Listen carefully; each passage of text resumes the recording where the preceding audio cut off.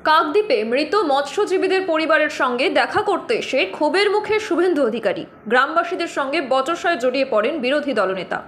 ব্যাপক উত্তেজনার সৃষ্টি হয় এলাকায়। পরে পুলিশ এসে পরিস্থিতি নিয়ন্ত্রণে আনে। কি বলছেন তৃণমূল কর্মী শ্যামল দাস, শুনুন।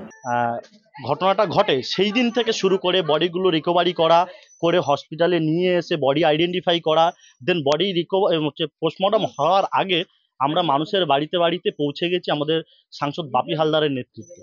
অতএব আমি এই প্রশ্নটাই ওনাকে করতে চাইছিলাম যে আপনি যদি রাজ্যের বিরোধী দলনেতা হয়ে থাকেন, আপনি যদি কোনো একটা সংগঠনের দলের নেতা হয়ে থাকেন, মানুষের কাছে এতদিন পরে কেন পৌঁছালেন?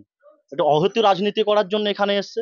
জাস্ট এইটুকুই ওনাকে আমি জিজ্ঞেস করতে চাইলাম। উনি বাইরের কিছু লোকজন নিয়ে এসেছিল, চিনি না কারা এসেছিল, উনি আবার দেখে আমার কথা শুনে চোরের মতন ভয়। ভারতীয় জনতা পার্টির এখানকার কর্মীরা সঙ্গে থেকেছে, দাহ করিয়েছে, পরিবারের পাশে থেকেছে। এবং আমি রাজ্যের বিরোধী দল নেতা, রাজনীতি করি না কোথাও।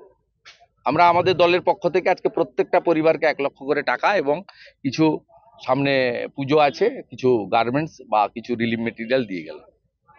গ্ল্যাডলি অ্যাকসেপ্ট করেছে, সবাই নিয়েছে। আপনারা দেখছেন ইউএন লাইভ, বাংলা খবরের শেষ কথা।